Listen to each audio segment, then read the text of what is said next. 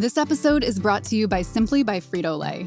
These days, you have a lot going on. But now, thanks to Simply by Frito-Lay, you have one less thing to worry about. So kick back and enjoy your favorite Frito-Lay snacks with ingredients to feel good about, like Simply Blue Corn Tostitos, sea salted Ruffles, and even white cheddar Cheetos Puffs. All made with no artificial colors or flavors. Enjoy what you love and look for Simply brand snacks online or at a store near you.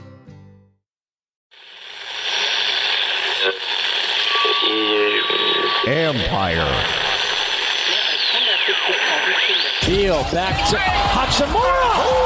Konnichiwa.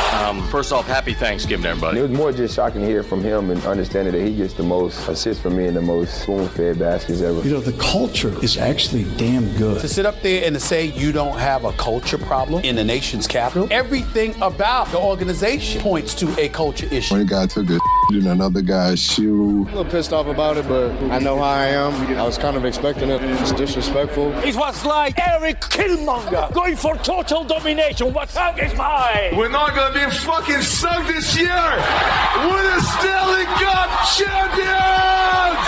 Yeah!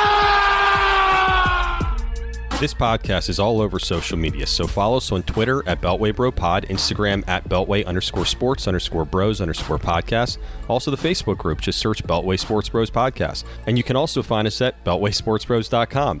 There's a podcast player right on the front page. If someone you know doesn't want to or know how to download a podcast app or even knows what a podcast is, just tell them to go to the website and hit play. Simple as that.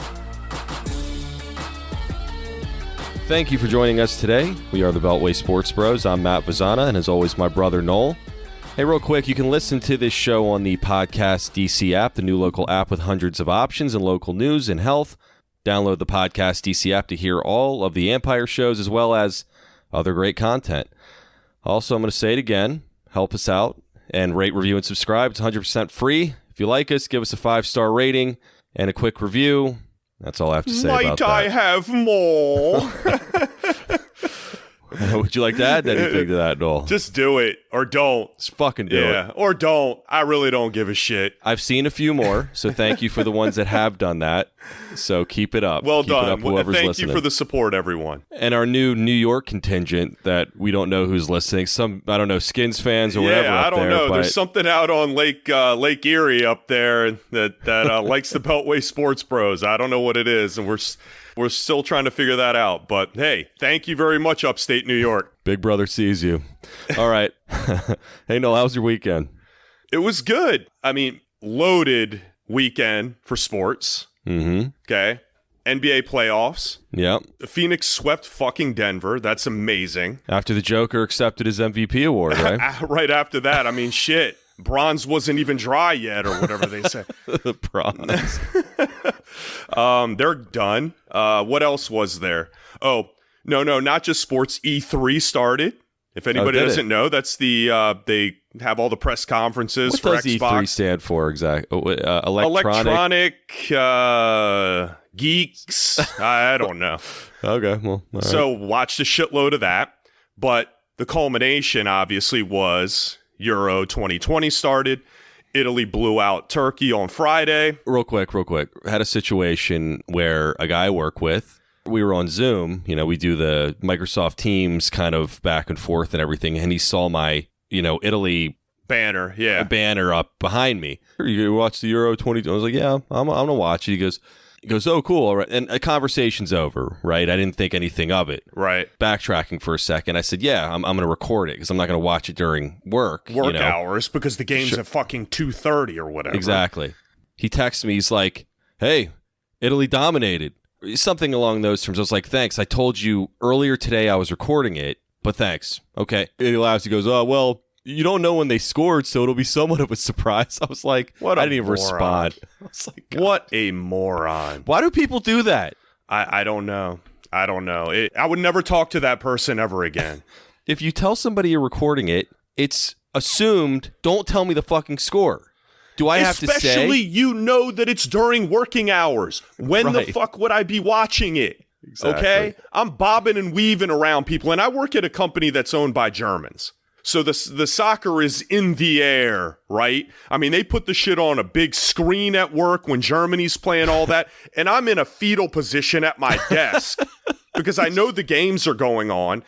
Don't look at sports. Like, I have to freaking look at sports for this show. Like, bob and weave on websites that I go to, make sure I Google correctly just so I don't see the scores. And if some fool did that to me after all the work that I've put in to not see it, they're cut off, never spoken to again. They're dead to me. Well, in this situation, there was no work. I was working from home. Yeah. And I just got the text. I thought it was work-related. Oh, my gosh. Well, not very happy. It was a great game to watch, even if you did know the score. It sucks. I didn't know the score. I just knew that they won handily. Well, pretty much. They won 3-0, and then you had the rest of the weekend.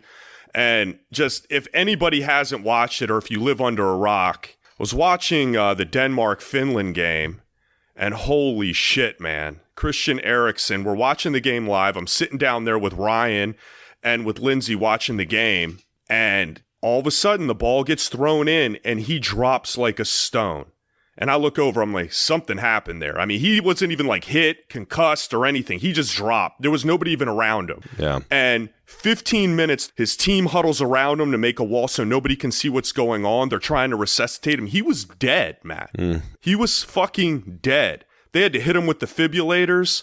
One of the most insane things I've ever seen, especially on TV live during a game. You could hear a pin drop in that place. I said, come on, man.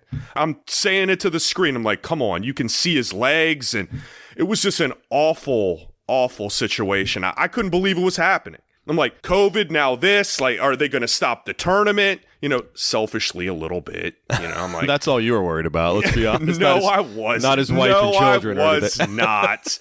But then they carted him up. He's fine. He had a cardiac arrest. And he's in the hospital. He's doing okay. I mean, they showed his wife running out on the field. It was just a whole thing, Matt. It didn't seem real. How does just somebody that fit in tip-top shape? 29, man. It's amazing. How does that happen? I mean, the Hank Gathers thing pops into your head. The Reggie Lewis thing. Yeah, I mean, these guys, it just sometimes they just don't know until it happens. And thank goodness for this guy. I mean, he plays for Inter Milan. He just signed a huge contract with them. I'm sure they're looking at the screen like, come on, man. Come on, if he ever plays again. God only knows. Yeah. But it was a great weekend. Did you see the sun this weekend is the question. I did. I went outside a couple of times, kind of like grazed for a minute and then came back in. I told you mine was action-packed, man. Well, mine was action-packed in a different way. I mean, I didn't get to watch as much sports as you did. I did watch the game on Friday, and that was ruined, of course. So, there you go. But next day, my wife, Kristen, says about 2 or 3 days ago that she wants to go down to Florida for 3 weeks or a month or something and bring the kids. I was like, where do I fucking sign up, son? Excuse me? I didn't know if she was fucking with me or whatever, but this is a legitimate thing. We have family down there, our parents live there, her mom, brother, and it was just like, okay, well, do you want to go this weekend? I'll take you if you'd like. So I just, like, you can't press it too hard to look like you're too into it. Like, so what's the plan? Yeah, what's going on here? This weekend, next weekend, whenever. You tell me. So you tell me. But you kind of still have to strike while the iron's hot, too. Yeah, things could change in a drop of a hat. Things could change in an hour. Yeah, you never know. They could change. So I said, look, get me a plane ticket. I'll drive you guys down. Then, hey, I'll take a flight back. I'll come back. Let's figure out a date like July 4th weekend. I'll come back down, rinse and repeat. I'll fly down and drive you guys back up. And before I knew it, I'm back home. Empty house. Did you even take the dog? I have the dog, unfortunately. That's my one bit of responsibility. I can deal with that. But oh man, congratulations. I don't even know what to do with myself. Congratulations. Welcome. You know me, you were so jealous all those years. Yes. Shit, my kids are doing it again this time for an extended period of time, going down to Florida to see the in-laws, see our parents. And what does Seinfeld say? The food tastes better. The air is cleaner. The air is cleaner. I mean, just all of it. It's so nice. I literally got back. I stepped off a plane and came and started doing this. I haven't really got a chance to enjoy it yet. Oh, no. It'll come. It'll come. So I'm not there yet. I'm kind of like in this weird mode. It'll take a couple of days, I think, for you. You'll see shadows and things are like, oh, shit, I have to get up and do that. Oh, no, I don't have to get up and do that. The house is clean and nothing happened. Yeah. That's awesome. Matt, I would go through Dante's circles of hell for that. Fuck your 10-hour drive and flight back. There would be nothing stopping me. And nothing did stop me. I was like, hey, whatever you need me to do, you let me know. Like I will do it. The 7 quests of Hercules or whatever it is. Well, I came close, but I'm back. Good job, though. Congrats. You are now a man. Good job. Feels good. Feels good. What's up? It's Mike Jones from the Football Jones Podcast. I know you're enjoying your time with the Beltway Sports Bros, but once you're done, I wanted to invite you to come over and check out my podcast. Each week, we take a deep dive into some of the most pressing topics around the NFL. High-profile guests from the coach, player, and front office ranks, as well as the top league insiders. Check out the Football Jones Podcast, another fine product brought to you by Empire Media.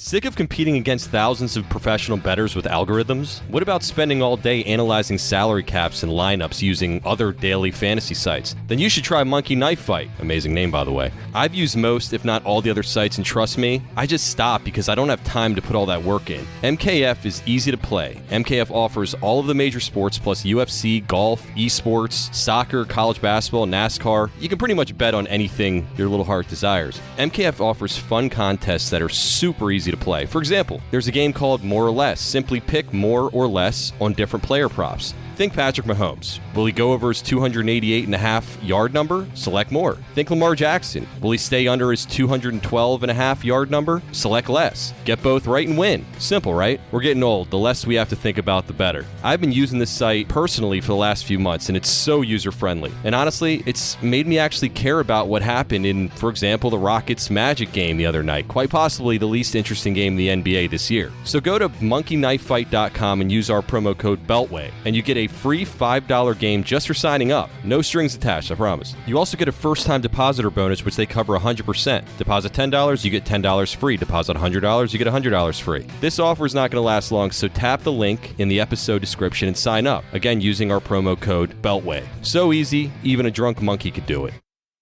This episode is brought to you by HP Plus. In a world full of smart devices, shouldn't your printer be smart too? It is with HP Plus. These printers know when they're running low, so you always get the ink you need delivered right when you need it. Plus, you save up to 50% on ink, so you can print whatever you want, as much as you want, anytime you want. Huh, that is pretty smart. Get 6 free months of instant ink when you choose HP Plus. Conditions apply. Visit hp.com/smart for details. All right, well, enough of that. Let's get to the football team here. Everybody always wants to hear about these guys. Football team. So we kind of picked apart these press conferences the last few episodes. But Thursday he was asked about training camp, and he was asked about Dwayne Haskins, who he didn't really even mention. Basically that it's been well documented that Rivera was not happy with himself, that he handed Dwayne Haskins a starting role last year. And this year he doesn't want to make the same mistake. So on Rivera's press conference on Thursday, he admitted that he made a mistake and basically how he handled the quarterback competition last year. This is what he had to say. Now that you've kind of gone through this camp and the OTAs and everything, do you kind of see now what you missed last year at this time? And what, I don't know how that would have affected the start of the season last year in total. Maybe you would be able to quantify that. I don't know if you could. Well, I think what it would have done, it would have given us a better idea as to what we had to focus in on, what we had to hone up. How we needed to approach it with our players, with our position guys. I think that's the thing that we missed, was not having an understanding, not having a feel. As I told you guys, as I look at it, the mistake I made, was my approach was wrong. I should have made it as big a competition as possible, and that's on me. I wanted to try and give a guy that I thought was ready to take a step, every opportunity, try and build that that rapport, that relationship he needed with his teammates, and that would have been something that we may have been able to see sooner and could have done something differently, perhaps. I was going to ask you about that, and they brought it up, and did you have enough time, you think, to be able to make that a competition? I think to a degree, yes. I mean, I gave him 11 straight weeks. 7 of those were in training camp. So I again, as I said, it's just something looking back on it, and hindsight is 20/20. But just looking back on it, that's probably the mistake I made. I should have declared it a competition and kept it at that. All right, so there you go. So it's kind of unusual for a coach to admit their faults, I guess. And I think it's just funny that he didn't mention Dwayne Haskins' name throughout the whole thing. Apparently, he's not very happy with him. But in this case, even though you've got Ryan Fitzpatrick there, it doesn't sound like he's going to make the same mistake twice. I don't know. It was definitely a different situation. You have a veteran guy now. But we've talked about this before. I personally think that Snyder kind of pushed it on him a little bit, and he just kind of accepted that. But as he said, he gave him 11 weeks to figure it out. He never really did. But what do you think? I just don't understand his point. To me, it's apples and oranges. You don't have to relate it and retread on a dude. Okay? He's gone. It's over. And on top of that, you disrespect him by not even saying the guy's name. I don't think he's reflective and apologetic at all. I think it was a backhanded way of saying, yeah, I put a loser in there and it blew up in my face. It's not going to happen again. That's how I took it. I didn't take it as him being reflective. No shit with this, there's going to be a quarterback competition. You got Fitzpatrick, who's been on 800 teams. You've got Heineke, who people only knew him based on the fact that he sounds like a beer and that he dove into the end zone against the Bucs. And then you got Kyle Allen, who, for whatever reason, he loves this dude from Carolina. That's it. If you're not going to have a quarterback controversy with these three, journeymans and no-names, who the fuck are you going to have a competition with? At least with Haskins, giving him the keys, at least he was a high-end draft pick. Teams do it all the time. Plus the fact that you didn't have that much time to figure it out. You had Alex Smith, who couldn't walk, and you had Kyle Allen. That was it. I also think, from what I understand, Scott Turner was pushing for Kyle Allen, but they kept with Dwayne Haskins through the whole thing. Like you said, I understand that. He was a high draft pick. He ended the season pretty well the year before. But from all accounts, at least in his videos, they were impressed with the work that he put in. It was, what happened was later, he was showing up for meetings late. He did, the strip club thing, the COVID stuff that he did. That obviously was a nail in the coffin for him. Sure, of course. No, rightfully so. But what's your point, Ron? I mean, what's the point of retreading all this and to the point that we're talking about it? Well, he was asked about it. No, he's making a comparison to, I'm not going to make the same mistakes that I made with that fuck-up Haskins. That's how it came out. All he had to say is, A, B, and C. I like competition. He talked about competition in positions last year. You didn't need to retread on the guy. He's moved on to Pittsburgh. He's doing his thing and looking very good, by the way, is from what I have heard and seen. Okay? So you don't need to retread on this dude. All right? You proved your point. He's out of Washington. Move on with your life. You're the head coach. You don't have to justify anything. If you want a quarterback controversy with these three mid-grade average quarterbacks, that's your business. And I'm saying the same thing again. You don't have to justify it by treading Haskins through it. Oh, man. You started the whole thing by saying that most coaches don't do this. To me, he didn't do it at all. All he did was just one last shit on Haskins. That's what it looked like to me. A little bit of both. But speaking of looking good in training camp, Taylor Heineke, and I think that's what kind of brought up, because it sounded like they were not planning on doing a quarterback competition here. You brought in Fitzpatrick for a reason. He has taken ownership of the team. The wide receivers love him. Everybody's saying great things about him. Cicadas in his beard, all that stuff. Fun-loving guy. It's a fun-loving guy. A wild and crazy guy. What was their reason for bringing him in, Matt? It's stopgap. They didn't have anybody else. Necessity. Necessity. That doesn't mean that everybody assumed that Fitzpatrick was going to be the starter because he has the experience. But he's been starter and bench everywhere that he's gone. Yeah, I didn't assume that he was going to be the starter. And if I didn't assume he was going to be the starter, Rivera sure as hell didn't assume he was going to be the starter.